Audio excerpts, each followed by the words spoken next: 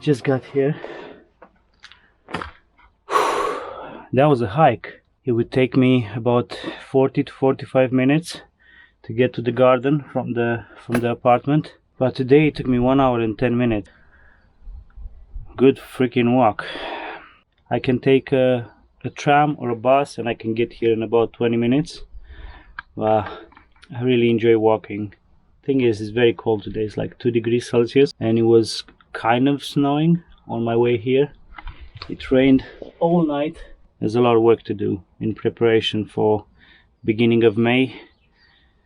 And I think today that's what I'm gonna do. I'm gonna show you guys the garden and everything that we have here and our plans. And then I'm gonna map out the growing beds for this part of the garden.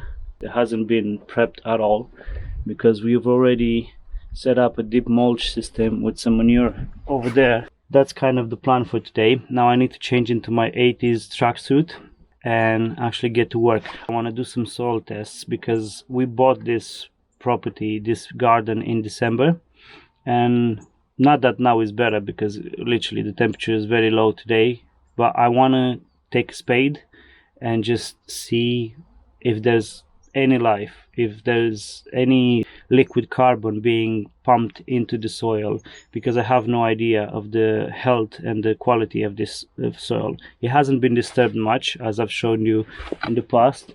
There was a bit of tillage here, and there's another bit that's tilled over there, but everything else I think it has been left undisturbed.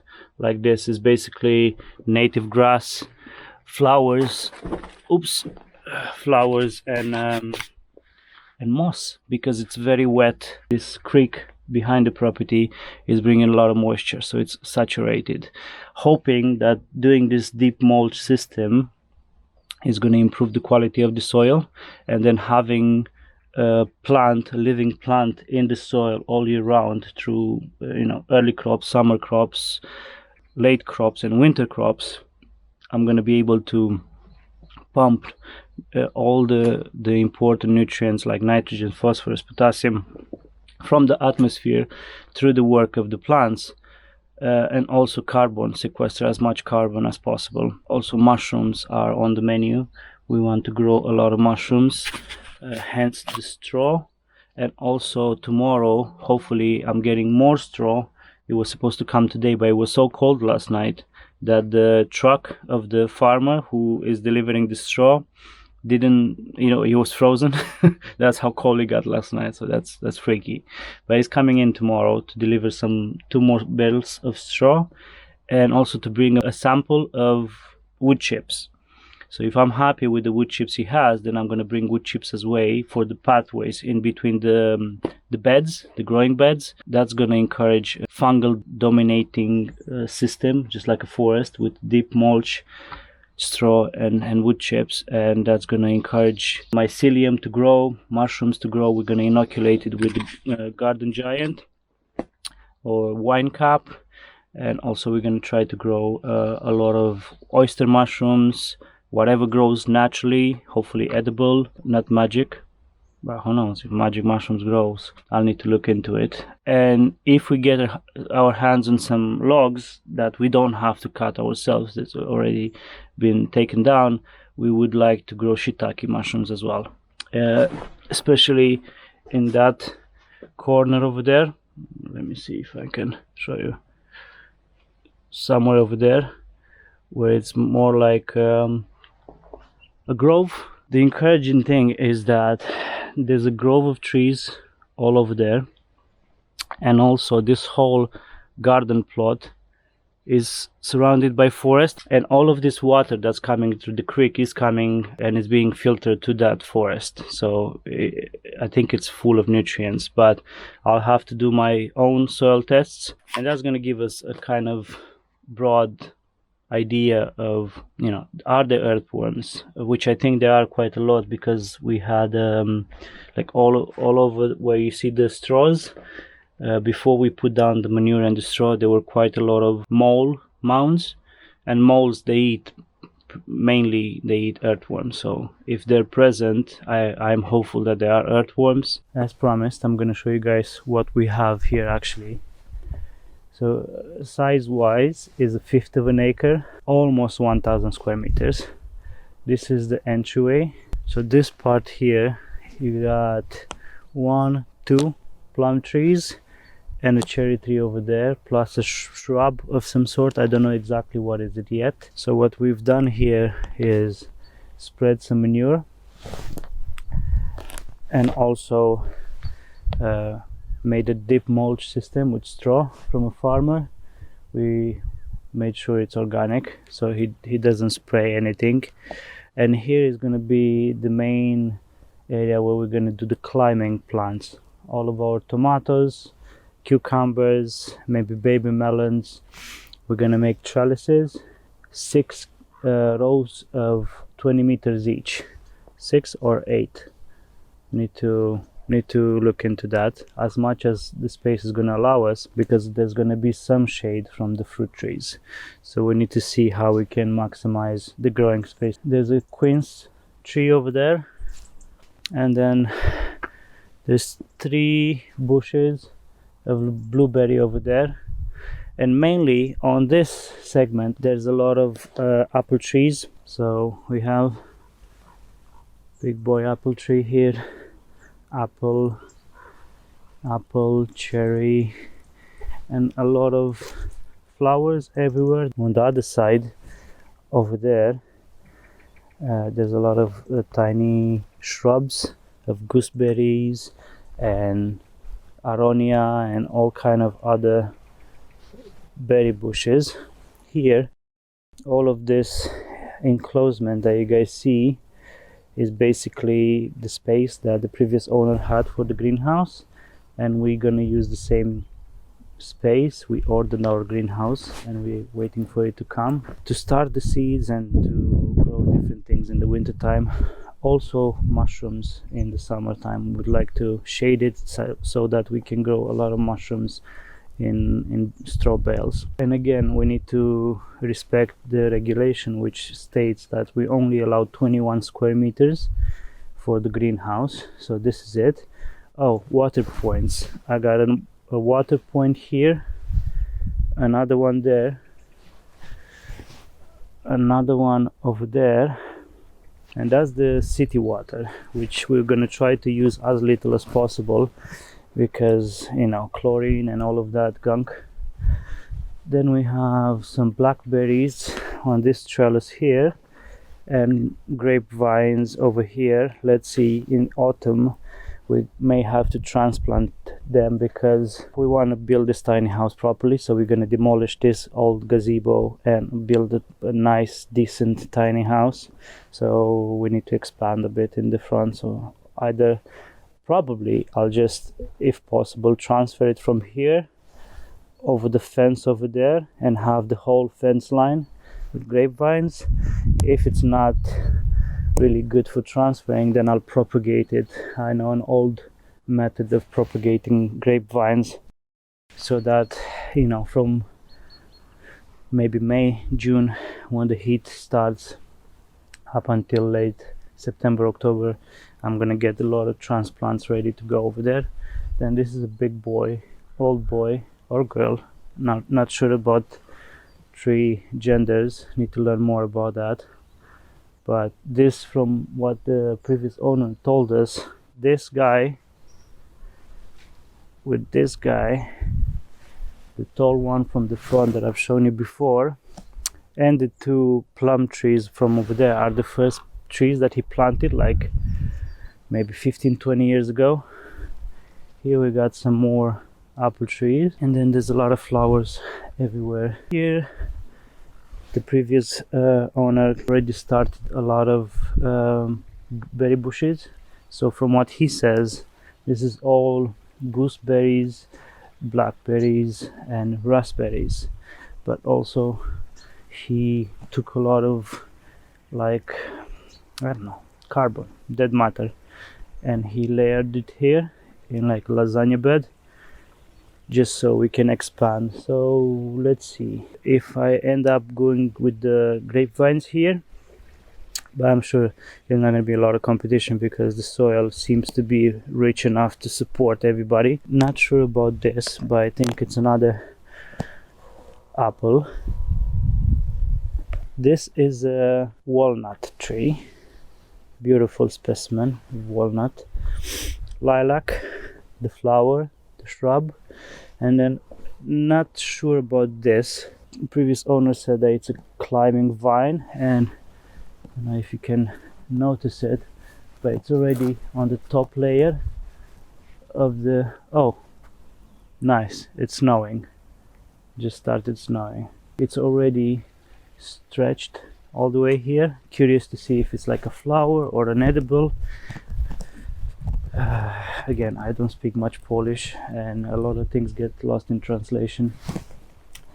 Here I've never seen such an old hazelnut tree, but basically this is what it is.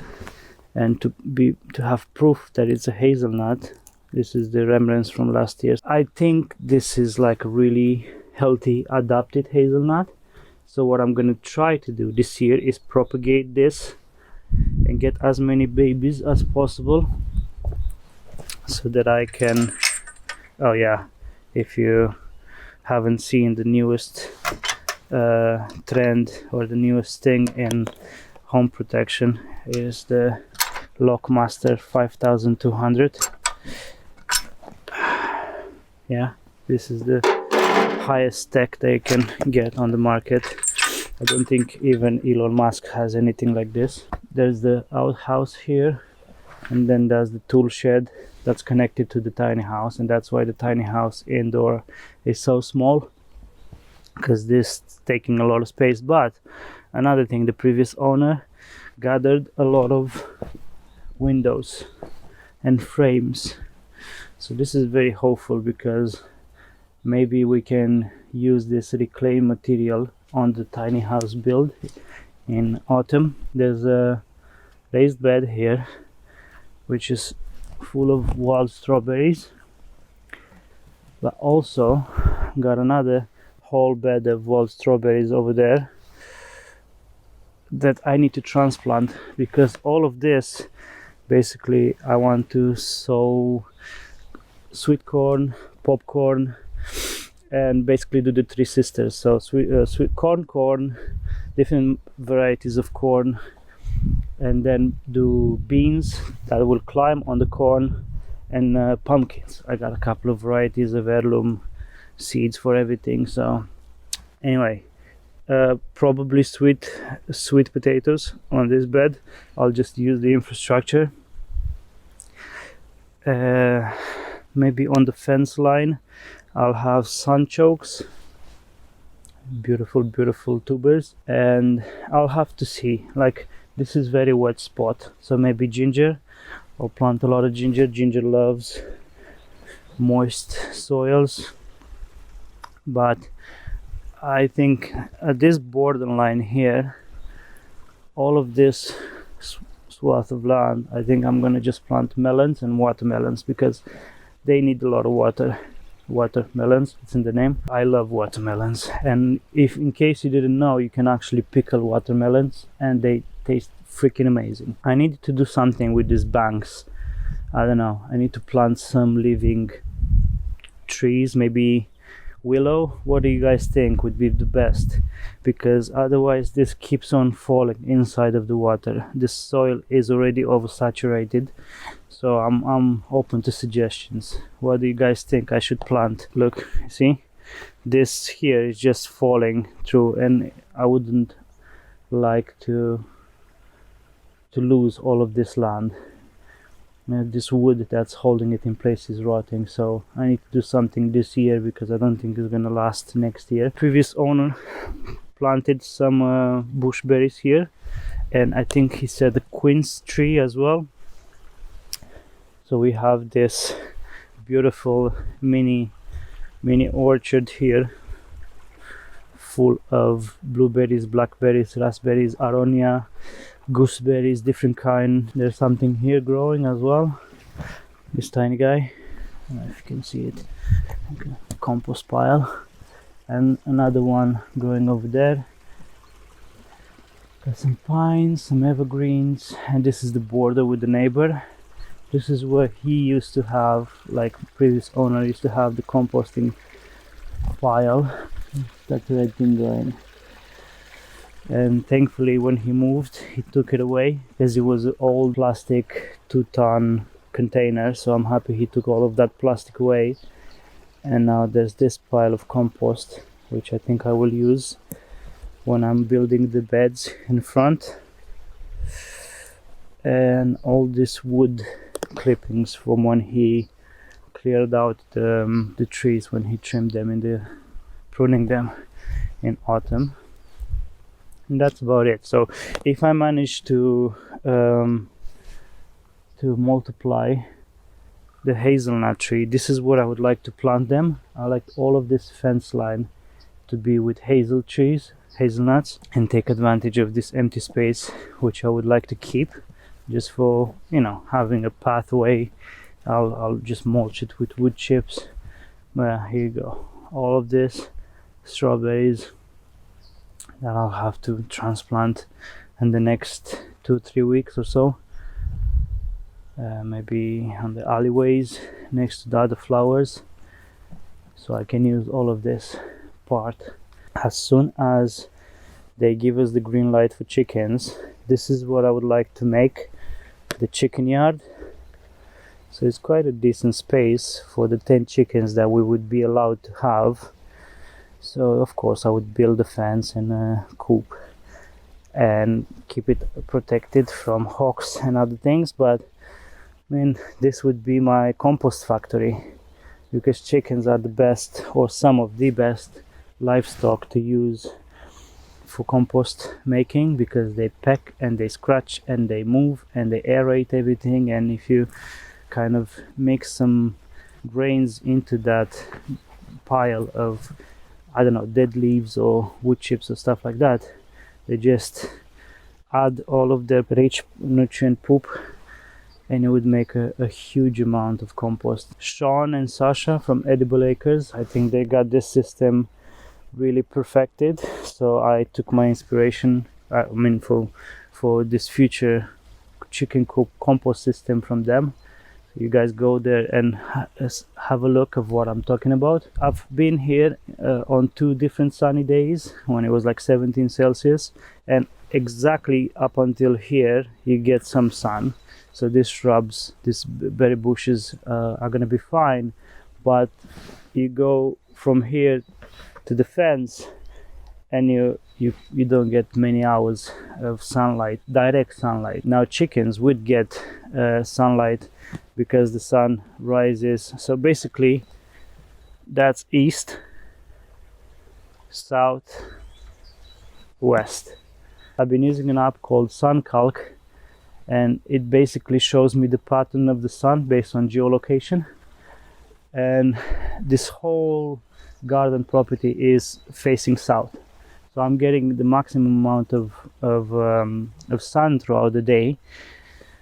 But because this corner here is like a grove of trees, there's the residual shade that's coming from them, from the neighbor's property over there.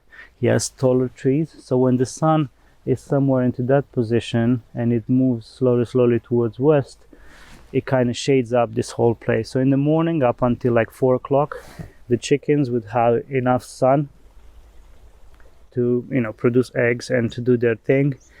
And then moving on until 7-8, they would go into a more shaded environment, which is good for them. You know, it's not, they need to have a bit of balance between sun and shade. And summers can get really hot here. You get like 40 Celsius now in Poland, and sometimes even more than 40, 42. But you get an average of 35, 37 Celsius in the summertime. And it's mainly clear sky, which is hopeful and good for us to grow as much food as possible. I want to plant some, I don't know, water lilies and just encourage biodiversity in it as much as possible. There's frogs, there's all kind of water bugs, surface water bugs, and the previous owner said that in the summertime you even see fish climbing the stream, all coming from the forest or from over there. I would like one day to just go look at this. 5 minutes ago it was snowing and now it's sunny. Oh my god, I love nature. I know it's not much for somebody who has acres upon acres upon acres, but for me, for going from a 2 square meter pallet garden in London to this is huge, and I cannot wait for the weather to kind of snap into a hotter gear and I can start doing stuff here. It's a dream come true, honestly. Been wanting and dreaming and hoping and wishing and manifesting this for a very long time. I would say years, almost 10 years. So now that it's finally happening, I need to organize and pace myself and get a lot of stuff done and work with nature and learn from nature and grow the healthiest, most abundant garden that I can. It's called the spade or a shovel test, which is basically where you go, well, in, I think it was a stone over there, with a spade, and what you take out can indicate a lot about your soil. Okay, let's chip it out a bit into like a square. Maybe that's gonna help out. Again, I'm still waiting for my own tools. Maybe this spade is quite old, feels like it's not really sturdy at all. You take this out and you just look at what you got. So this is very clay soil, very clay. Like you can make pottery with this, but as you can see, there's holes and there's earthworms. Now I think I cut this guy, which I'm very sorry, Mr. Earthworm. See, it smells very nice and it looks in many ways like cottage cheese. Not all over the place, but look at that hole. I mean, that's some big ass earthworm or some kind of bug that went through there. Doesn't look bad, actually. That makes me really happy. Now there's a root here, that's good as well, but it's very clay. Look, another earthworm. So thanks God and the previous owner who didn't disturb it too much. That's test 1. Test 2, I'll take some of this earth. You guys see it's from here. Just want to put this back and I'll do a test for the biotic glues. Yeah, this is gonna basically tell me how much water I can infiltrate and if the soil stays together in a thunderstorm or in a big downpour, or is gonna wash away. Now I know it's not gonna wash away because of all of this beautiful 2 inches thick growth of moss and grass and flowers and stuff, but the moss indicates a high amount of water. Now there is enough life here, especially the trees, to use that water properly, but I think because of all of this water deposit I can grow so much food here. So give me a second to bring the camera around and we're gonna do this test as well. What you need is a container, transparent container with water, some mesh that's gonna keep it inside so it's not gonna allow it to go to the bottom, and then a sample of your soil, and you're gonna put it inside and see how well it stays together, meaning how much water capacity it has. What we want to see is the big chunk of soil to stay as intact as possible. Now there will be particulates that go to the bottom, which is normal and it's fine, but we want the bulk of it, the main body of the soil that we put inside, to stay as much together as possible for as long as possible. First couple of seconds I think it's been 30 seconds already, makes me think that this is a healthy soil full of biotic glues, which is basically the glues that bacteria create, and also fungal communities create these biotic glues that keep the soil together. You see small particulates moving down, but the main body of the soil stays together. And this makes me very happy that actually after maybe 2 minutes this soil is still intact. Third test that I'm trying to make is to see liquid carbon amounts. So basically the test says that all of this life is actually putting liquid carbon inside. So basically it should show like a scum or like a white film on top of the water. Let's kind of dissolve all of this piece of grass, everything that we took out, and see the amount of liquid carbon. As you can see, there is a bit of a white scum on top, but it's not much. So I'm not talking about this bubbles, which is just oxygen, but I'm talking about this white scum that's everywhere else. In the summertime you would see much more of this. This is liquid carbon, and this is the currency of the soil. This is what plants give to bacteria through root exudates, and then the fungal network is helping move all of this around the cycling of the nutrients. So that's good. There is some, let me see if I can put it in the center here. There is some of it here, and I'll do another test in the summertime when, you know, the garden is in full swing. Those were the 3 tests that I wanted to do on the soil today, and to be honest, I'm happy. There is life, definitely. There are earthworms, I've seen ants, I've seen some tiny white worms. I think I've seen termites as well when I opened a bit of more the clump of soil so I can do the liquid carbon test.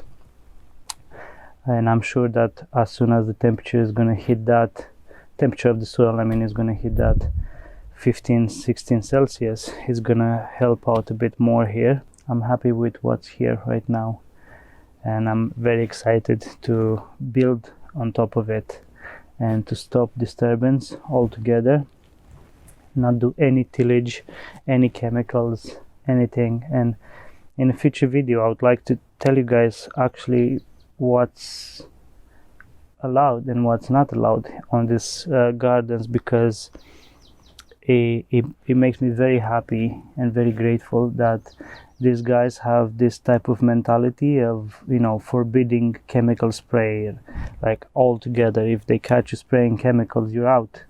Encouraging gathering of water, which I don't have now because I don't have gutters on this tiny house, but as soon as everything else is done, all the initial projects are done, that's the next thing. I want to install some gutters and just collect as much water as possible, because I showed you I have water from the city.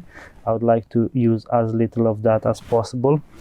I have the creek in the back, and I'll do water collection. So there's 3 sources of water, but I don't have electricity. So unless I kind of break my back and I use buckets to water with the buckets, you know, it's a give and take system. Hopefully enough people are going to sign for electricity, because it is at the gate of the allotment complex. So we have electricity very close by. It's just a case of bringing it to individual plots. In the future I would like to do like a, you know, organic matter test, how the soil is it fungal dominant, is it bacterial dominant, because in a forest like environment is going to be very fungal dominant, because you have a lot of dead carbon, dead wood decomposing, which kind of is what I'm trying to do here with a deep layer of mulch and with the wood chips in the pathways. But I think I'll cut it short today because it's very cold Don't get confused by this 5 minutes of sunlight that we have now. It's really cold. Next week, high chance that I'm gonna, you know, prepare all of this other part of the garden for the bedrock, for the growing beds, as planting season is coming quickly. Also the greenhouse is on its way as well. Thank you very much for your time. I would really appreciate if you would give me some advice with what should I plant around the banks of the creek, so I keep it in place and it doesn't erode more and falls inside. If you like this video, it would really help if you like, comment, subscribe if you're not already subscribed. With that being said, see you next time. Thank you very much.